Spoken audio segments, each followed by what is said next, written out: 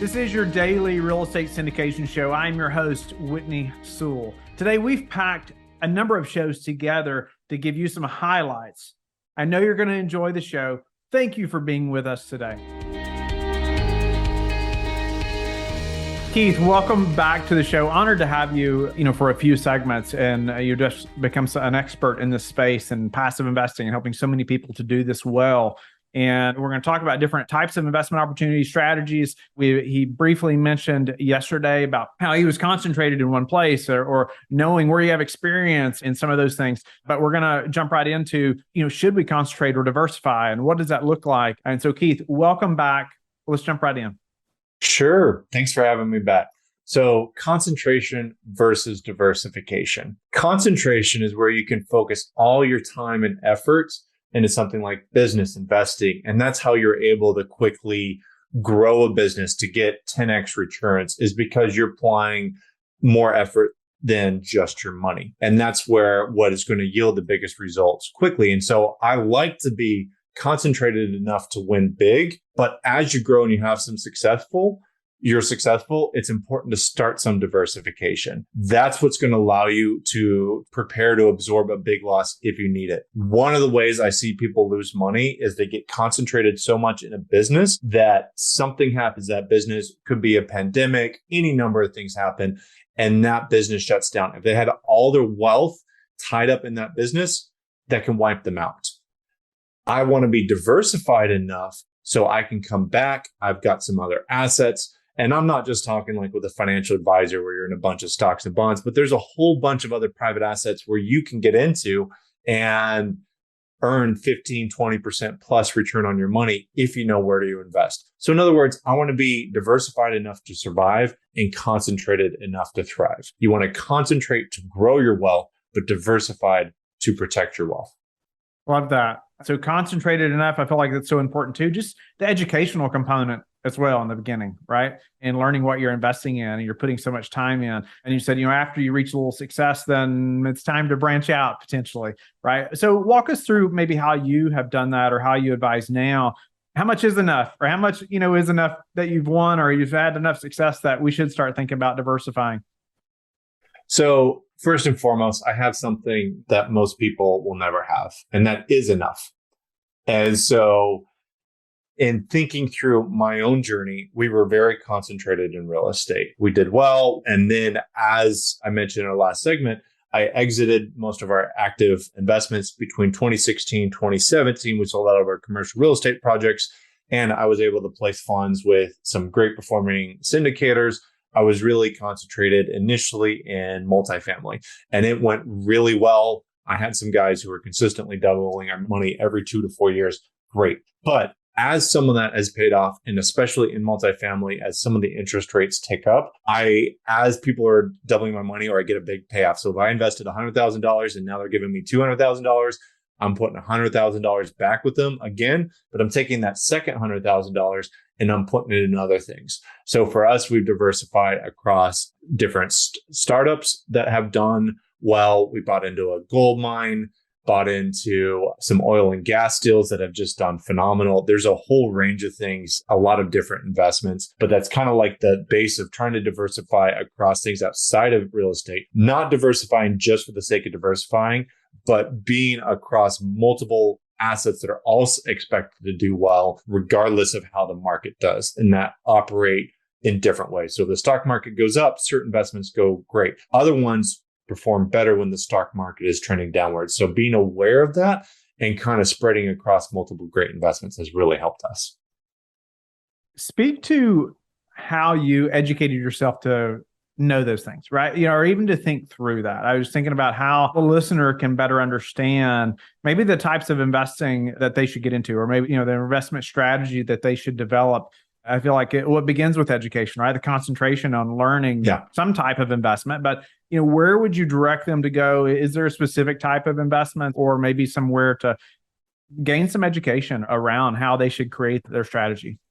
So when I'm in my community, I suggest people start with their competitive advantage. So if you go to any guru, usually knows one asset class really well, and they think that asset class is the thing to always be in all the time, always in forever.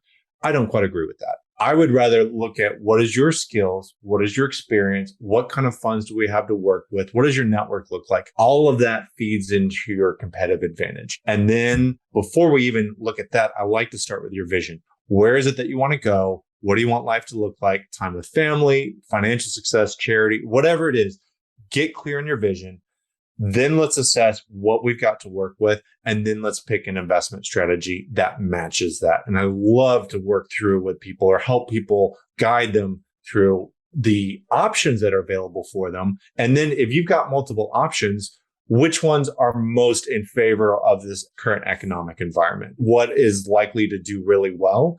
And then you can pick and choose a result that feels satisfying for you and is also with your economic wins at your back to help you have success. Makes a ton of sense. Maybe, are there any other resources that you would recommend to say, hey, this is another way to quickly learn about some of the, maybe the risks or how to gain the best ROI, or maybe some ways you've done that, but ultimately right now, the educational component, anything else? Let me share something really quick that I think would be really helpful. That's just good for every investor to know, just simplifying strategy. Just a quick visual here. I have what I call double dip assets. You make money from cash flow and the equity. And if you invest in assets, I think everybody starting off should do double dip assets. And I'll give a few examples of these in a moment. But from a theoretical perspective, the cash flow is going to help pay for your lifestyle costs. You never have to sell a positive cash flowing asset, so that lowers your risk. But cash flow often means you've got cash that's taxed at higher ordinary rates, versus equity growth is going to help you build wealth.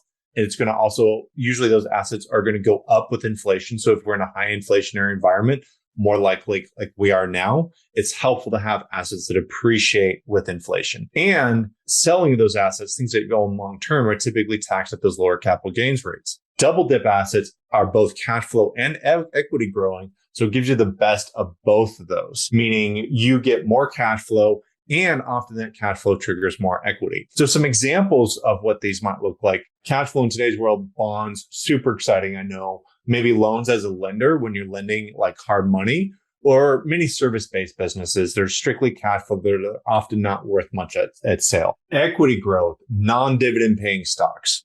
I don't know why I can think of some reasons why you invest them. They're just not my favorite. Land is just going to sit there. Your personal home, startups, all of these have a place, but they're going to be more complex and advanced, and they're riskier because you don't have the cash flow as part of it. Double dip assets, dividend paying stocks, rental houses, apartments, businesses with strong IP systems that can operate without you. Those are all great examples of some basic strategies that can make a real difference and help lower the risk for investors. Love that. Again, just so a listener knows, Keith just showed a great visual that will help you to see some of those things he was talking about, how they interact together. And we'll have that on the website also, so you can see that. So incredible. I love the educational component. I know I was not raised around entrepreneurs or people who invested in almost anything, right?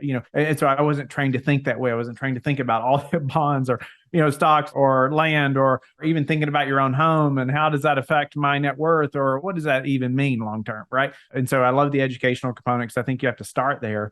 And so you know what you're getting into, right? To some degree. Yeah. And so once you think you're interested in something we like to do in our community is we've got a variety of people doing a bunch of different asset classes, from apartments to self-storage to oil and gas to startups. And when you bring all those people together, a few things happen. One, if you're just getting started, it gives you an opportunity to see what other people are doing and ask them questions, see what's going right, going wrong, and you can build off of that. And you can decide to either invest passively with them if you just want to invest in what they're doing, or learn from them and then go do that as well. So you can be active or passive depending on where you're at. So you can be diversified in them or concentrated if that's your thing that you want to do as part of that. And then what you also get is you learn, like apartments, there are certain strategies that work really well with apartments and how you flip, tax strategies, legal strategies. So if you learn those strategies in one place, you can often go apply them to other asset classes. So especially single family investors who have learned how to do options, installment sales,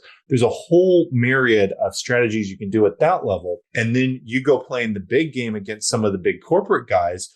you often have a different toolbox of things to work with, a different way to look at deals that can actually help you see value that maybe other people don't. And that's where having a variety of asset classes or a variety of community can really help you see opportunity where others might miss it. Keith, speak to, finding an investment. We all want something with a high return, right? But low risk, no doubt. Speak to how you've done that or how you find those now or even, help others to do the same. So I'll share first how I find those deals, and then I'll want to specify some of the specific opportunities I see in the market today, like examples of asymmetrical risk. So LifeBridge Capital, fantastic example. Your company is a place to find apartment deals, plugging into a podcast like this and really seeing people that have a good heart. You can understand management. That's a great place. If you feel like there's good people behind the investment, they're more likely to do the right thing and try and take care of their investors. So single family, multifamily in your existing network, listening to podcasts. Other deal sources can be money managers, your financial advisors. On average, you're going to see stuff around 8% from them. So that is what it is. You can plug into different syndicators that are part of that. You can look at your existing network. You can go ask professionals. So if you're really wanting to get into apartments, you could go, who are the contractors, attorneys, CPAs? Ask them who are the people you would invest with. You can't all typically ask for specific returns, but ask them who they want to invest with. Or go to the next investor Christmas party. Often syndicators will throw an event for their investors. And I love going to those and talking to all the other investors and saying, who else do you like to invest with? And as a result, most of the time, successful syndicators aren't widely marketing the deals. Usually they're snapped up by friends and family in a short time, and they're never publicly released. And that's why I've got to do a little work to be a part of that. There's trade shows. I know when I went to the Choice Hotels conference, there was a guy winning a bunch of awards because he had successfully basically flipping hotels at a high rate of return. Great. That's a great person to invest with. There's mastermind clubs like you've got your RIAs, you've got angel investor networks, Financial Journey. What we love to do is source all these different deals. 95% of it is never shared. But as a result, when you've got everybody that has learned how to pull great deals from their network, you get a bunch of friends and family deals, and then the top 5% rise to the surface as an option. And then we love to bring those people on, have a discussion with them, hear what the deal is. And then we do a discussion of due diligence after the fact where the community gets together and is able to kind of brainstorm. When we were doing an oil and gas deal, one of the guys had worked at Chevron for 15 years. So he was able to analyze the oil and gas reports. So regardless of whether or not you're doing it with a big group, get some friends or peers together to help brainstorm what due diligence should look like for this deal. Work through that. And some of the best investments you'll make are the ones you never invest in. And just getting around other people, like-minded people who can help you work through that will make a huge difference in picking the winners and avoiding the losers. That's a great quote right there. Some of the best investments, how do you say you make is the ones you never invest in? Correct. Yeah, but I love the community aspect as well. I have experienced on numerous occasions the benefits of masterminds and being, a part of a group of people who are ahead of me, right? And I'm asking questions and talking to them and figuring out, hey, how did you do this, right? And that's why, I feel like a group like you've created is so valuable because somebody coming in newer to investing, man, you're getting to glean all this experience from so many different people, right? Just that mastermind experience. And so it's so beneficial. Speak, Keith, to some current investment opportunities that are potential and that you see now, or maybe that you're focused on just with our current climate. So for me, it's really about asymmetrical risk. Asymmetrical risk is high upside, low downside. Typically, people think higher risk means potential for higher returns. But to me, that also means higher risk of loss of principal. That doesn't sound fun. And so what's an example of asymmetrical risk? Real estate 2010. When you're able to buy houses for less than you can build them for, that's a great example. I can get in. There's a low interest rate financing. Fantastic deal. I do that all the way long, especially when inflation is paying down my debt. It just felt like a good deal. 2019, COVID hit and a lot of businesses were on sale. You got a lot of baby boomers who are going to be retiring over the next decade. Most of the time, they're shutting down their businesses. They're not selling them. So it's often you are able to acquire these businesses for little to nothing. Many times they just don't want to see their life's work going in the trash by shutting it down. They want their employees to be taken care of. So you can likely take it over for little money. And you might even be able to retain them as an advisor, meaning that they just don't mind having a monthly coffee with you to hear about how their business is going and giving you free advice on what they would do. They probably want that connection, especially in retirement. And so I think buying businesses is a fantastic opportunity. I will also say oil and gas today. So rehabbing oil and gas wells. There's a guy that's in our group. That's what he does. He said he was the only qualified buyer on a fantastic project in the Dallas area or in the state of Texas. And he's getting 40 to 60% internal rates of return for the investor. That sounds crazy high, but if you look at the market, you see Chevron and Exxon are going more green. They're pulling out of all the small projects. They've got a few legacy projects, but they're not doing a bunch of new investment as the world shifts towards more green. A lot of the small operators went bankrupt as the Saudis tried to bring down oil prices. I think that was 2019-ish. And so as a result, there was little financing, there was little demand. It drove a lot of the small operators out of business. So there's this whole vacuum in there of what's possible. One last way, it's not always about finding value, but identifying how you can build the value. So one of my clients, May 2019, he was leaving single family, or he was in single family. He's like, I really want to own apartments. And so I said, well, apartments are expensive right now. Yes, it's the best performing asset class, but how can we creatively get into apartments? And so we came up with asset conversions. So I said, let's go. I had a background in hotels. I suggest, why don't you go buy hotel projects and convert them to apartments? And so we identified what the characteristics of a good conversion would look like. He got together with his business partner, and he would say he's 10x'd his net worth in just 2.5 years. He's got 3 projects making strong multi-million-dollar returns on individually, him personally, on each and every one of those. As a result, you can also do like certain retail space, convert it to self-storage. You can convert office buildings to apartments. So really getting creative in how you can create value can be a huge option. And so just being aware of the strategies in time and growing into that means that you can have a bigger toolbox to allow you to artificially create value where others might not see it. Yeah, I love that. I love exposing the listeners to things like this as well, because it's like you just said, you're kind of in a silo sometimes, right? You figure out, oh, well, there's this, rental real estate. I remember back in 2009, I was a police officer, and that's when I started seeking a way to supplement our income.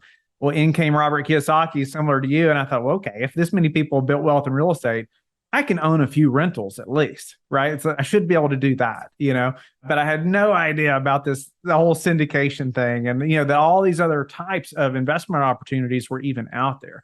And so again, I'll go back to the mastermind component, right? And being surrounded by folks like Keith and that are doing these things, right? And opening your eyes to so many different opportunities to diversify into big opportunities, but even identifying how you can build that value. I love that thought. Let's talk a little bit more about, that deal flow pipeline and what is deal flow and how you've created good deal flow, right? And maybe even some best practices around managing that.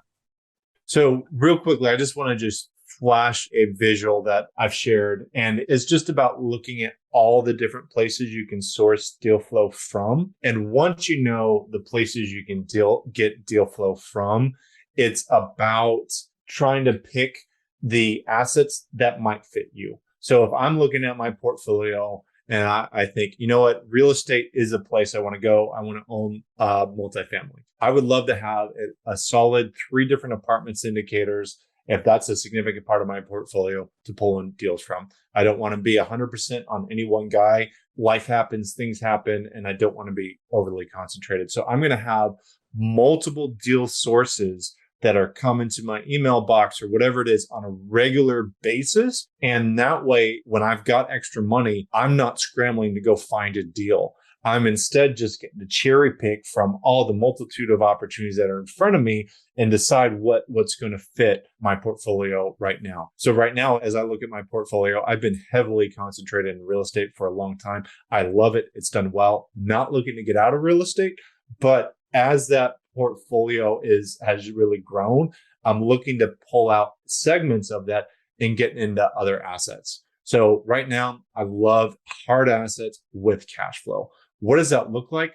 Oil and gas, gold and silver mine, could be real estate, other things that is tangible, because anything that's tangible is likely to do well with inflation. And I like things with cash flow because that's what pays the bills. It's what allows you to get closer to work optional where you don't have to work. Once you've got your deal flow, you've got your pipeline, you've got deals coming up. If I know I'm getting money back from one of your deals, Whitney, you're giving me $100,000, you've doubled my money. I, a month or two out, can start looking at what are the deals that are going to fit me. I'm likely going to be putting money back with you, assuming you've got another deal, but also assessing where else do I want my portfolio to grow and expanding that into something else. I really only want to be expanding into one new asset class at a time. I think it's important that you understand what you're investing in. And for me, this year, the thing was crypto. I know you had a speaker recently, Christine Cranley. She's fantastic. And she's given one of the best explanations of how crypto works. And for me, that's one of the reasons why I'm growing into that into this year. Crypto is down this year, which is great. It means it's a good time to buy. Next year, I'll probably pick something else to grow into. That's awesome. That's a great example as well. Even someone you're learning from, right? You're pulling things from to learn that new asset class. And, you talked about having a few operators, in the syndication space, real estate, for example, you got, two or three operators that, hey, these are guys that I trust. These are guys I want to work with. And then it's not just anybody, everybody. Maybe you could speak to even vetting those operators a little bit initially before you want to, move forward with them. You're getting all these deal flow, right? You sign up on people's lists. I get put on people's lists and I have a clue. I'm like, wait a minute, how did that happen? But how are you vetting that operator to ensure that, hey, this is somebody I want to move forward with before we look at a deal or underwriting or those things? That's a fantastic question. So, and it's something that we talk much more in depth on, but I want to give your listeners all the highlights that I think of. So first and foremost, I want to know who I'm investing with. There's some people out on other podcasts that when they do a deal, they've got their 1% to 3% acquisition fee, their financing fee, their asset management fee, their carried interest fee, which can be 50% of the deal. They've got a disposition fee and 3 other fees that I'm not even mentioning here. So when it's so fee heavy, I get the sense that their primary reason for doing this is to make money. Not a bad thing, but sometimes it can feel a little greedy. Versus other people that I know who are like, you know what, I'm going to stick with an asset management fee to cover my costs. Maybe there's something small to cover their salesperson, but it doesn't feel overly egregious. I really want to make sure that the syndicator's interests are aligned with the investor. If they're trying to cash me out 3 years in with a refinance after most of the risk is off the table, not going to align with me. I really want to know where their heart is and know that they truly want to take care of their investors. And so I prefer to go direct to the owner operator. I don't love going through other people who are raising money. I want to know who I'm giving my money to, though, and I want them to know me. That way, if they're having to tell me, sorry, I lost 30% of their money, that's not going to be an easy conversation for them to have, especially if they know and they like me. So once we know that they're good people, we got good management, we're aligned in terms of our terms, meaning that they're compensated when I'm compensated as an investor. That's the best matchup. Then I'm looking at a little bit about their operations. So I think multifamily is at a high right now. I think cap rates, I don't know that they can continue to go down. They're likely to go up. And I think they're starting to go up a little bit, meaning apartment valuations might go down a little bit. We've got interest rates going up. All that says to me is not that I don't want to be in multifamily altogether, but I need to be careful. And so as a result, there might be some compression going on in the industry. So people who are more in control of their projects and their costs are more likely to survive. So I like it when people own their own management company or have a good, strong management company that's got some real history with them. There's some other folks I like to invest with that have their own construction company. They import materials from China. They've got multiple things cost where they can control. And so they're likely to not only survive, they might stumble a little bit, but they're going to thrive and be somebody who's able to buy up the other operators who are completely passive, maybe out of California, buying stuff up blindly. It's when the tide goes out that you get to see who was swimming naked, who was too thin on their margins, who didn't have a solid business. The last 10 years, people have been able to survive or do well because of appreciation. I know some people have been terrible operators, but have been saved by a rising market where they've been able to break even or even give a little bit back money to their investors when maybe they should have lost money.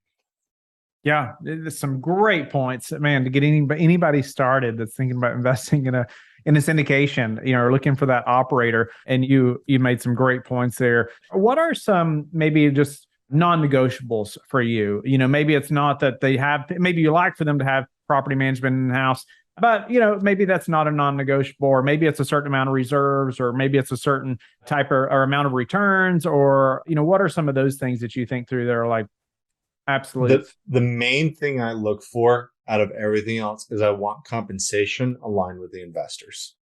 If they're incentivized differently to behave differently, then I don't want to invest. It's not a deal for me, because the moment they get paid up front or a big payday on the refinance, I want it enough to cover their costs. That's also important to me. I don't want them to be brash in making decisions because they're cash strapped. I want enough for them to make a little money and break even, but I don't want it to be so strong that they're incentivized to do large transactions or take bigger risks simply to maybe get that bigger payday. And that's the big non-negotiable. So once I know that the team's in place and I feel good about the deal source, then I'm just evaluating the projects. And so in our community, I've got a due diligence memo. I'm happy to share that with your listeners, where there's 5 big things I like to evaluate as part of every deal. And then there's some additional questions that help people think about the asset, whether it's a good fit for them, and depending on the asset class. And I make myself go through and fill out every single time. And then I go to my wife. My wife isn't always intimately involved in all the transactions. Before we invest, either one of us can veto an investment decision before we do it. So I have to be able to give her a deal memo. She gets to review it, and then we sit down and talk about it. So she not only knows what we're doing, but kind of why we're doing it. And it's a good sounding board as part of that, in addition to the community due diligence. So often I've been able to assess whether it's not even something I want to bring to her simply by discussing it with a group of other people and seeing what they see or don't see as part of that. Yeah, I love that. Just thinking through the operator, thinking through sharing that with your spouse. Anything else you would share around knowing the deal or the operator? I know there's so many things we could go into, but maybe the operator specifically, maybe there's even somebody, you don't have to mention anybody specific, but something that comes to mind where it's like, man, I partnered with this person because I saw these things early on, or that I've learned about them. I don't know. I get questions often from guests that are like, well, how do I attract that investor, right? Why do they want to work with me as opposed to everybody else? Or, what's going to make that person stand out to you over somebody else that has the same terms technically? So one, I want somebody who has a track record. What's interesting to me is people who started investing in multifamily pre-2016 are more conservative, less greedy with the terms they charge investors. People who got involved 2017, 2018 or later tend to be more aggressive. I think the margins are thinner for multifamily syndicators, so they're trying to charge more so they can become a millionaire faster. They also have less experience and less time in the game. They're higher risk. I want to be around with somebody who's been around for at least 5 years, who's had multiple successful exits, and ideally has been through a down cycle. I want somebody to know what it's like to, when times are lean, to actually be able to survive that as a result. I'm thinking through. I also, when looking at the financials, we're going to discuss this on our next weekly wealth call. We've got somebody who's going to discuss how to underwrite deals. I want to look at the T12. Do people just expect to be able to sell at the same cap rate that they're buying at today? I think cap rates are likely going to go up, meaning the valuations are going to go down as a result. And so I want to know, what are their assumptions? Most syndicators are putting out a package. Here's the overall number. And if you ask for the T12 or something like that, they have some reason why not to do it. And I'm less likely to do those deals. Yeah. Share with the listeners quickly how they can get in touch with you. Yeah, people can connect with me at my website, financialjourney.life. I love working with business owners and accredited investors and really helping them reach work optional in 3 to 5 years. If you already have $2 to $3 million net worth, it's often just a repositioning of assets into the kinds of deals that can give you 12 to 20% plus cash flow on a regular basis. So $1 million at 12% cash flow, that's $120,000 a year. Most of my clients are earning 15 to 20% plus. I don't like to really promise the big stuff, but people are getting it. And I love to show people how to do so reliably without taking giant risks. And then once you've reached work optional, what do you want to do? You've got freedom, you've got time, you've got energy, you want to focus on impact, on family. There's a whole world out there of opportunities. And I love empowering, especially those who are faith-based, who've got a big heart to give some way, somehow, to brainstorm on how to do that or turn their wealth into more of a giving business. It's really fun to watch those people grow and change other people's lives. Thank you for being with us again today. I hope you have liked and subscribed to the show. Please tell your friends about the Real Estate Syndication Show, and I hope that you are learning and growing. Don't forget to go to lifebridgecapital.com where you can start investing today.